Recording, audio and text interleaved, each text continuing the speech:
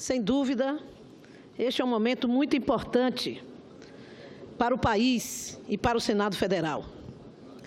Eu vi com muita atenção e respeito os senhores senadores que me antecederam na tribuna, todos conhecidos pela sua capacidade e pela sua coragem.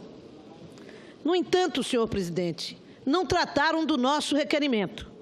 Não trataram também do requerimento do senador Valadares. O requerimento do senador Valadares pede o adiamento dessa decisão. E o nosso requerimento pede que essa decisão volte para a CCJ para que nós possamos definir coisas muito concretas. Quais são essas coisas? Que instrumento decisório será usado? Resolução do Senado Federal? O efeito do ato a ser tomado terá caráter revogatório ou denegatório do ofício S? É possível a análise deste requerimento por partes do ofício fatiado, já que ele encerra pelo menos 4 decisões? A falta de prazo ou o acatamento das medidas cautelares implica em convocação do suplente do senador em questão? Não sou conhecida aqui por ter nenhum tipo de inimizade com nenhum dos senadores, muito menos com o senador Aécio, que apesar de ser adversário político, em nenhum momento tive qualquer conflito ou confronto pessoal com ele. Mas não posso imaginar que o que nós estejamos aqui debatendo esteja no texto daqueles que aqui usaram a tribuna. Com exceção do senador Renan Calheiros, que mantém esta posição, diversas vezes manteve essa posição, todas as vezes em que alguma medida foi tomada contra senadores nesta casa, todos os outros já votaram de forma diferente neste plenário.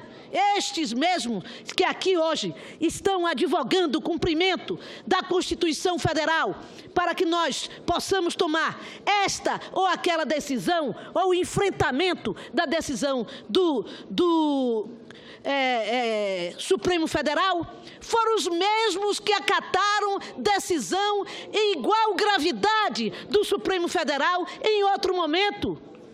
E não chamaram atenção para o fato constitucional ou para as questões constitucionais que estavam sendo rompidas naquele momento. Senhor presidente, eu sou uma senadora que, como muitos aqui, assinei a Constituição do Brasil. E tenho sido, neste plenário deste Senado Federal, uma das suas mais intransigentes defensoras. Defendo poucas mudanças que muitos aqui defendem, mudanças que ferem e rasgam claramente os conceitos colocados e defendidos naquela Constituição. Mas o que nós estamos propondo aqui é que o Senado não estimule um processo de confronto entre 2 poderes na nação. O que nós estamos propondo aqui não é nenhum tipo de covardia, não é nenhum tipo de medo de enfrentamento do Supremo Tribunal. O que nós estamos chamando a atenção desta casa é que nós estamos indo numa batida de crise política e institucional, que, aliás, muitos de nós já chamavam a atenção desde o momento em que aqui se votou um impeachment da presidente, que a tendência desta crise era se aprofundar. E nós não temos vivido outra coisa senão o aprofundamento da crise política e econômica deste país, com aquela atitude, a meu ver, cada dia mais clara, equivocada. No entanto, os que aqui advogam hoje esta posição, advogam uma posição de confrontarmos com o Supremo.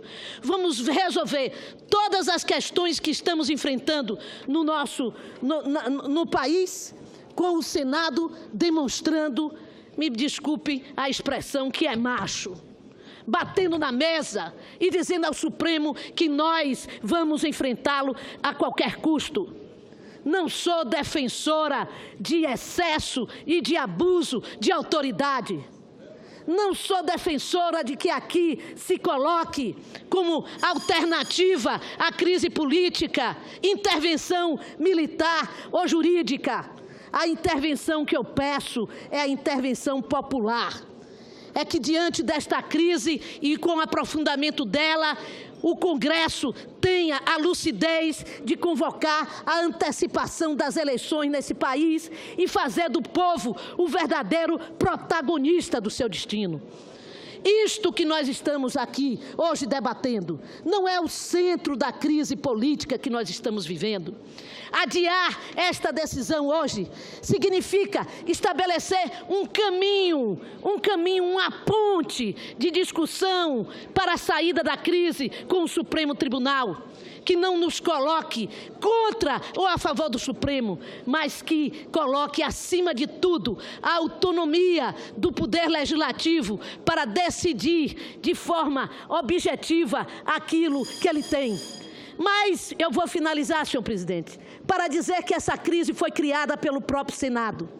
Há algumas semanas atrás, o Conselho de Ética foi convocado para decidir sobre esta questão, para decidir que punição daria ao senador.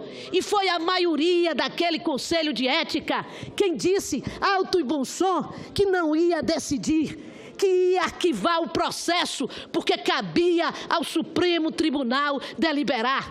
E agora aqueles mesmos que lá votaram, vêm aqui desta tribuna, ou de fora da tribuna, para dizer que o Supremo invadiu a sua competência, que agora não cabe mais ao Supremo, cabe ao Senado Federal tomar essa decisão. Ora, é no mínimo uma demonstração de incoerência, de que vale dois pesos e a decisão nesta casa se faz principalmente analisando quem é o acusado e não quais são as regras que definem a acusação e quais são as regras que norteiam o Senado Federal. Eu defendo a Constituição desse país e, por isso, defendo que nós possamos, levando este requerimento para a CCJ, deliberar da maneira mais autônoma e independente sobre essa questão. Muito obrigada.